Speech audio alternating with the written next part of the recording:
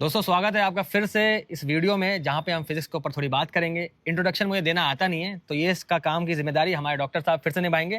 Doctor साहब music. Yes, so welcome back to Sufi tramp here. पिछले discussion में हमने ये डिस्कस किया था या फिर बात ये छेड़ी थी कि ग्रेविटी आखिर है क्या। तो डिस्कस हमने पूरी हिस्ट्री पे किया था कि कैसे उस चीज़ को ऑब्जर्व किया था पहली बार, कैसे उसको धीरे धीरे एक्सप्लेन किया गया। और फाइनली अब हम आज टैकल ये करेंगे कि जो हमारा मेन क्वेश्चन था कि ग्रेविटी आखिर है क्या, उस पे और इन डेप्थ में बात करेंगे।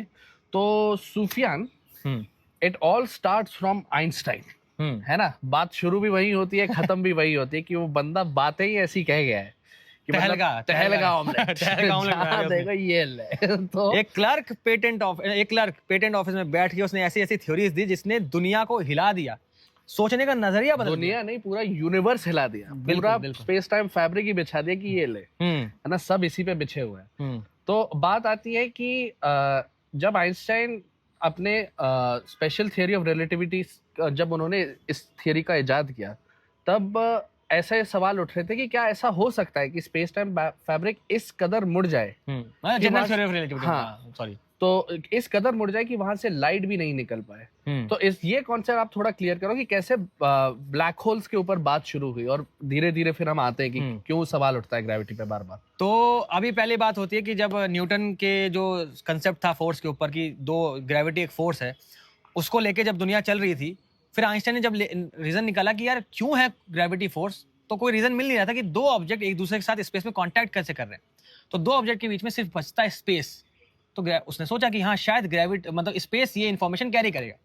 तो उसके थ्रू उसने थॉट एक्सपेरिमेंट किए, मैथमेटिक्स की चीजें निकाली और समझ में आया कि भैया स्पेस टाइम फैब्रिक बिछा हुआ है। इनफैक्ट स्पेस मुड़ जाता है, जिस चक्कर में टाइम भी डायलेशन आती है, वो तो खैर डिटेलिंग बात है। मैंने उसने बोला था कि शायद स्पेस ये इन्फॉर्मेशन कैरी करेगा।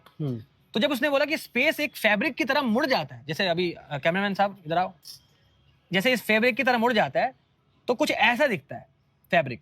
अब ये अगर आप ध्यान से देखेंगे तो यहाँ पे सब में पटरियां बिछ गई हैं। एक तरह के इस पाथ को ही चीजें फॉलो करेंगी, लाइट फॉलो करेगा, ऑब्जेक्ट फॉलो करेगा, और उसको हमें इफेक्ट महसूस होगा कि शायद वो ग्रेविटी। उसने फैब्रिक बोल दिया।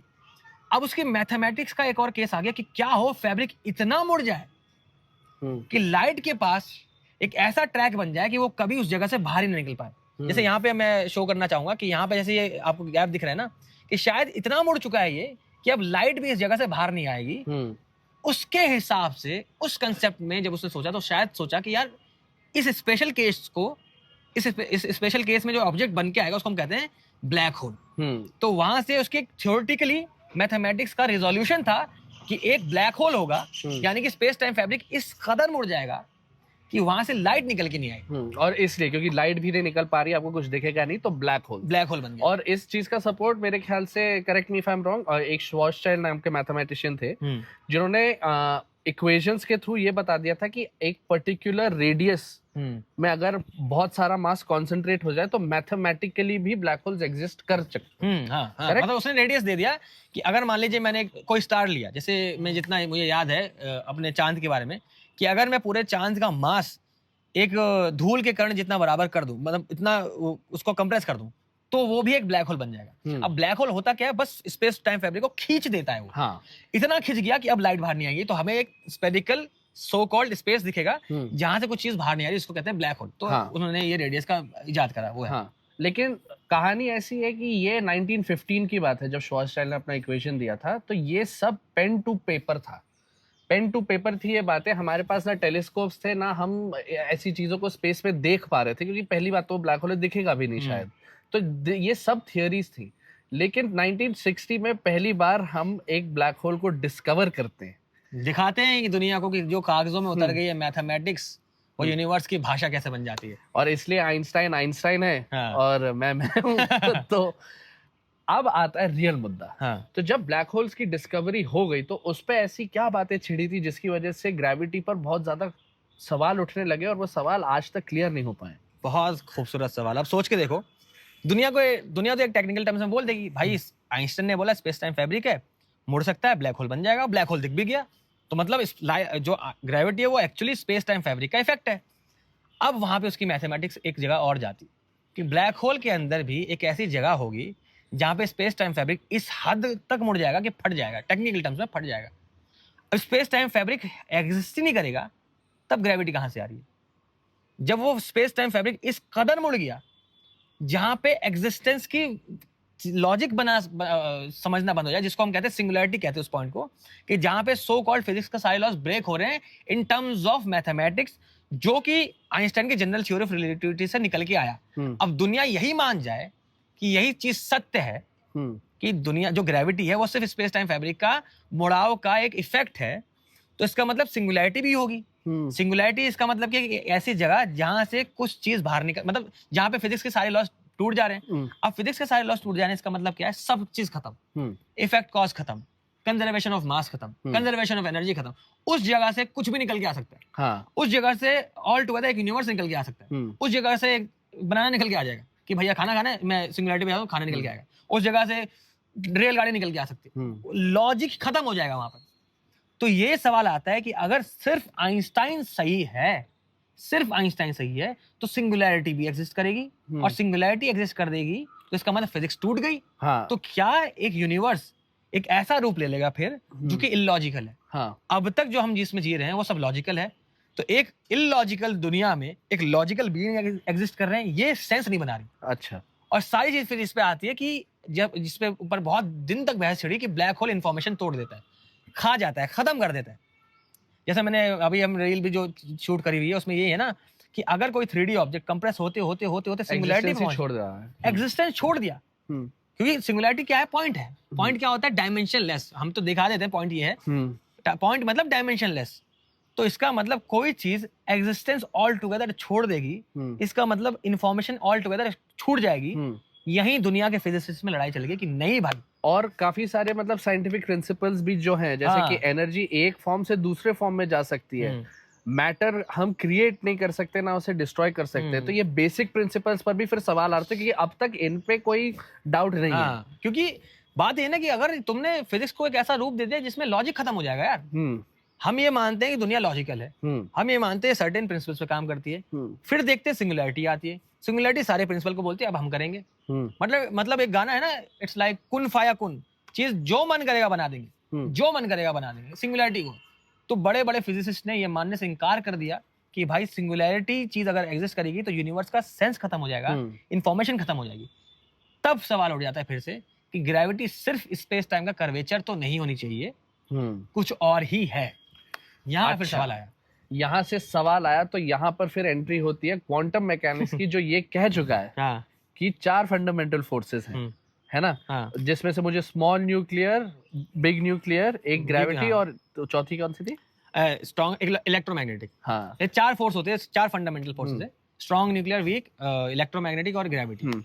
तो क्वांटम मैकेनिक्स पर भी क्यों सवाल उठ रहा है कि अगर क्वांटम मैकेनिक्स कह चुकी कि electromagnetism is due to XYZ, big nuclear, small, सब एक्सप्लेन, तो ग्रेविटी क्यों नहीं एक्सप्लेन कर पा रही? पहले बात करते हैं क्वांटम मैकेनिक्स क्या कहना चाह रही है। हाँ। सबसे पहले क्वांटम मैकेनिक्स कहती है कि दुनिया चीज क्वांटाइज है, पैकेट्स में अवेलेबल है, ठीक है, चीज कंटिन्यूअस है नहीं। स्पेस टाइम फैब्रिक देखिए, कंटिन्यूअस चीज है। तो सबसे पहले क्वांटम मैकेनिक्स कहा कि क्वांटम लेवल पे स्पेस टाइम फैब्रिक कंटिन्यूअस तो नहीं होगा। मतलब अगर एक चीज होते है, इसको स्पेस टाइम फैब्रिक को हटाते हैं, अच्छा, पार्टिकल लेके आते हैं। क्यों पार्टिकल को लेके आते हैं? 4 फंडामेंटल फोर्सेस हैं, इलेक्ट्रोमैग्नेटिक फोर्स, वीक न्यूक्लियर और स्ट्रॉन्ग न्यूक्लियर। इन सब के रीजंस उन्होंने बताया कि शायद 2 ऑब्जेक्ट के बीच में पार्टिकल शेयर होते रहते हैं, जिनको हम कहते हैं बोसॉन्स, और उस वजह से इफेक्ट आता है। अच्छा, एक्सपेरिमेंट किए गए, मिल गए बोसॉन्स। फिर उन्होंने कहा एक काम करते हैं, यही चीज ग्रेविटी पे अप्लाई करते हैं कि 2 ऑब्जेक्ट के बीच में ग्रेविटेशन फोर्स का जो इफेक्ट क्रिएट हो रहा है वो शायद पार्टिकल्स के शेयर होने से बनता है। अच्छा, जिसको हम कहते हैं ग्रेविटॉन्स। नहीं मिल रहे, ओके, वहां भी क्वांटम मैकेनिक्स फेल कर जा रही है। क्वांटम मैकेनिक्स भी अगर उस मैथमेटिक्स को अप्लाई करने जा रही है, क्वांटम मैकेनिक्स की इक्वेशंस भी नॉन डिफाइन हो जा रही है। अच्छा, ग्रेविटॉन्स मिल नहीं रहे, तो इसका मतलब ग्रेविटॉन भी शायद नहीं है। लेकिन हाँ, क्वांटम मैकेनिक्स से एक बात बोल दी कि अगर ग्रेविटी फोर्स हुई तो एक ऐसी पॉसिबिलिटी भी होगी कि शायद एक हद पे जाने के बाद वो जो फोर्स है वो अट्रैक्टिव ना होके रिपल्सिव बन जाएगी। जैसे हम समझते हैं, सोचिए, देखो, ये समझाओ प्लीज। 2 पॉजिटिव चार्ज है, मान लो, आएंगे पास, रिपेल करेंगे, बहुत पास लगा दो, अट्रैक्ट कर जाएंगे। इसको कहते हैं स्ट्रॉन्ग न्यूक्लियर फोर्स, राइट? तो ऐसे अगर कुछ फोर्स होगी तो या तो फिर मैं कभी कभी मैं बैठ के सोचता हूँ कि यार दुनिया में 4 फंडामेंटल फोर्सेस नहीं है, 5-6 है, मेजरली 4 देख पा रहे हैं कि शायद जब हम बहुत क्वांटम लेवल पहुंच जाएं तो शायद ग्रेविटी जो है वो एक अलग फॉर्म ले ले। इस पे स्ट्रिंग थ्योरी बात करती है कि बहुत अलग इंटरेस्टिंग स्ट्रिंग थ्योरी की बहुत कमाल नहीं, की लेकिन चीज आती उसके है। पहले ये हाँ, क्वांटम मैकेनिक्स वाला फंडा थोड़ा क्लियर करो कि हाँ, क्वांटम मैकेनिक्स एग्जैक्टली कहना क्या चाहिए कि ग्रेविटी फोर्स क्यों है। मतलब वो जो आप कह रहे थे ना कि हाँ, अगर वो कंप्रेस होने के बाद रिपल्सिव हो जाए। हाँ, तो ग्रेविटी अगर बोल दिया गया कि फोर्स है और फिर इसमें एक कंसेप्ट आ गया कि रिपल्सिव हो जाएगा तो सिंगुलैरिटी एग्जिस्ट नहीं करेगी। करेक्ट। तो मतलब ये जो दो प्रिंसिपल्स है, हाँ, जो लाइन ऑफ थिंकिंग है, उनमें ये कॉन्फ्लिक्ट आ रहा है। हाँ, ठीक है। फिजिसिस्ट फिर खुश हो जाएंगे कि कम से कम दुनिया लॉजिकल है। अच्छा। कि सिंगुलैरिटी जो आइंस्टाइन की मैथमेटिक्स ने दे दी वो शायद एग्जिस्ट ना करती हो, शायद उस एक्सट्रीम इन्वायरमेंट में, एक्सट्रीम केसेस में शायद कुछ और चीज काम कर रही है। तो ग्रेविटी सिर्फ स्पेस टाइम फैब्रिक ना हो, अगर नहीं हुई, कुछ अलग ही चीज हुई, तो फिर फिजिसिस्ट खुश हो जाएंगे कि भैया अब सिंगुलैरिटी एग्जिस्ट नहीं करेगी, हर चीज का लॉजिक बनेगा, हर चीज का सेंस बनेगा। तो यहाँ खुश हो जाएगी, यहाँ काम कर रही है क्वांटम मैकेनिक्स। लेकिन लाइक यू सेड कि अभी जैसे एक बोसॉन्स रहते हैं, जो भी इंफॉर्मेशन है वो पार्टिकल्स के थ्रू एक बॉडी से दूसरे बॉडी में जा रही है, इसलिए उनके थ्रू ये इफेक्ट आ रहा है। और अब तक हमें ग्रेविटॉन्स नहीं मिले। फिर भी मतलब तभी तो ये सवाल होता है ना, तो फिर आखिर ग्रेविटी है क्या, और इसके और कोई एक्सप्लेनेशंस हो सकते हैं क्या? हाँ ना, वो इसी पे मैं बात कर रहा था कि स्ट्रिंग थ्योरी ने भी जब इसको सजेशन दिया, तो स्ट्रिंग थ्योरी तो बेसिकली बहुत सारे डायमेंशंस की बात कर रही है ना, कि शायद 11-12 डायमेंशंस है। तो वो बोलते हैं कि शायद ग्रेविटी जो ये फोर्स हमें फील हो रही है वो शायद एक हायर डायमेंशन की चीज है जिसका इफेक्ट 3D वर्ल्ड में दिखता है। अच्छा, जादुई चीज, जादू है हम। तो ये स्ट्रिंग थ्योरी बात कर रही है। फिर सब वही है, स्ट्रिंग थ्योरी ने इक्वेशन दे दी, मैथमेटिक्स भी सॉल्व कर दी, लेकिन मिल नहीं रही चीजें। स्ट्रिंग थ्योरी ने बोला ना कि स्ट्रिंग थ्योरी मतलब मेजरली चीजें वाइब्रेट कर रही है। स्ट्रिंग मतलब एनर्जी के वाइब्रेशंस, पैकेट्स। अच्छा, वाइब्रेशन हो रही है। एक्सपेरिमेंट करो, निकालो तो सही।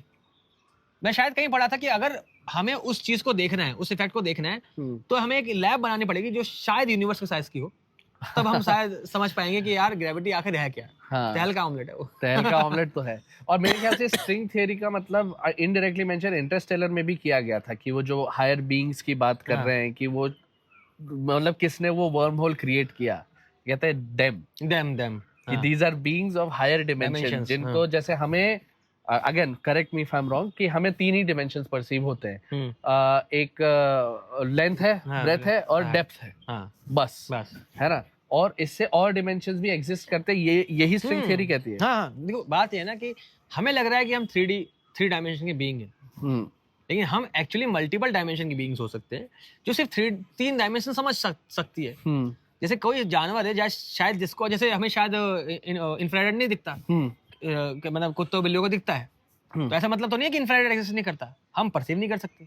ऐसे ही शायद हायर डायमेंशन एग्जिस्ट करती है जिसको हम परसीव नहीं कर सकते, दो वो एग्जिस्ट करती है। We are ourself higher dimension beings, बस जिसको वो डायमेंशन एक्सेस नहीं हो पा रहा। इंटरस्टेलर मूवी में जब वो कूदता है ब्लैक होल के अंदर, कूपर जब कूदता है और सिंगुलैरिटी पे पहुंचता है, तो क्या करता है वहां पर? वो यही तो भेजता है इन्फॉर्मेशन कि भाई आखिर ये चीज है क्या, एग्जिस्ट करती भी है कि नहीं करती। क्या क्वांटम लेवल पे, मैं तो कभी कभी सोचता हूँ कि मान लो यार ग्रेविटोन्स नाम के पार्टिकल्स एग्जिस्ट करते हो और दो ऑब्जेक्ट के बीच में ग्रेविटी का इफेक्ट आता है ग्रेविटोन की वजह से, और बाय सम रीजन में ऐसी मशीन बना दे जो उन दोनों पार्टिकल्स के बीच में ग्रेविटोन्स को शेयर होने ना दे, तो दो ग्रेविटी खत्म हो जाएगी बीच से, तो ऑब्जेक्ट हवा में उड़ जाएगा यार, मतलब लेविटेट कर जाएगा ना। हाँ, ग्रेविटी अगर मान, मतलब क्या थॉट एक्सपेरिमेंट आया मेरे दिमाग में एग्जैक्टली। अगर आइंस्टाइन सर आप नहीं यार, बस आईआईटी पीएचडी ड्रॉप आउट इसलिए छोड़ी मैंने। तो सोच के देखो, अगर दो ऑब्जेक्ट के बीच में ग्रेविटोन्स भाग रहे हैं, मैंने इनको भागने नहीं दिया, तो दो ऑब्जेक्ट के बीच में ग्रेविटी है ही नहीं और आराम से निकल जाऊंगा विदाउट एनी एफर्ट। और ये शायद हमारा फ्यूचर स्पेस ट्रैवल भी हो सकता है ना, कि हम स्पेस को ही मैनिपुलेट कर करके हम ट्रैवल कर रहे हैं। क्या अभी हम कहाँ, घर पे, मार्स पे? क्या, चल मैं आता हूँ 2 मिनट में। हाँ, समझ लो। अच्छा देखो, एक मतलब मैं एक चीज ये क्लियर करना चाह रहा हूँ कि there was a reason I didn't take physics तो मेरा दिमाग हो गया यहाँ पर खत्म। लेकिन एक फिलोसॉफिकल क्वेश्चन पे मुझे, मेरे ख्याल से एंड करना भी अच्छा रहेगा। वो ये है कि क्या आपको लगता है कि there are things out there, जैसे कि ग्रेविटी है या फिर स्ट्रिंग थियरी है, दूसरे डिमेंशन है, क्या ये उन चीजों में आती है जिसे बाय डिजाइन हमें कभी समझना ही नहीं था, और शायद हम इसे आगे भी समझ ही नहीं पाएंगे। नहीं, समझना नहीं था ऐसी बात नहीं है। समझना नहीं होता तो आज तक हम इतने चीज समझ नहीं सकते थे। आगे समझ पाएंगे कि नहीं समझ पाएंगे, या यूनिवर्स हम पे वो चीज रिवील करेगा या नहीं करेगा, हमें नहीं पता। मैं आज भी सोचता हूँ कि सोच के देखो कि आइंस्टाइन ने जब बताया कि स्पेस टाइम फैब्रिक है, एक वाइल्ड आइडिया था ये, और बाद में एक्सपेरिमेंट ने प्रूव कर दिया। यूनिवर्स ने मौका दिया ना कि देखो मैं तुम्हें बताता हूँ कि मैं क्या हूँ थोड़ा सा। तो शायद there will be a time जब यूनिवर्स दोबारा चुनेगा। सवाल ये उठता है कि क्या हम रेडी हैं इस चीज के लिए। और मुझे आज तक मूवी के सबसे तगड़े डायलॉग एक ही लगा है, स्पाइडरमैन के, जो बेन अंकल कहते हैं कि great power comes great responsibility. अगर हम मान लो हम समझ जाएं ग्रेविटी क्या है, कैसे काम करती है, तुम समझ रहे हो कि क्या हो सकता है। मतलब वी कैन, मतलब हम डिस्ट्रॉय कर सकते हैं अर्थ को भी ना, कि हम चीजों के बीच में जैसी ग्रेविटी खत्म करेंगे ये टूट सकती है चीजें। सोच के देखो ना। तो एक वक्त आएगा शायद जब हम लायक होंगे, तब ये चीजें यूनिवर्स खुद रिवील करेगा। Because I believe universe is conscious enough, और हमें बस हम उनसे खिलौने हैं, जिसको जब मन करता है कि अभी क्या देना है तुम्हें, अभी प्लेन बनाना है क्या तुम्हें, चलो मैं भेजता हूँ, प्लेन बना दो। अभी तुम्हें समझना है क्या टाइम ट्रेवल कैसे होता है, मतलब कि ये कैसे होता है, टाइम डायलेशन कैसे होता है, बताता हूँ, स्पेस टाइम फैब्रिक है। ये चीजें यूनिवर्स अपने हिसाब से करता है, और वो बहुत हायर कॉन्शियस चीज है। वो हमें चुन रही है, जिस दिन चुन लेगी उसको लगेगा हम लायक हैं, there will be a world. क्या बात है। तो इसी तहलका ऑमलेट पे ये भी खत्म करते हैं। चलो, thank you very much for joining us. Like share subscribe comment, और नहीं भी करो तो चलता है, but thank you so much कि आप लोग ने इतना सपोर्ट दिया हमें सो फार।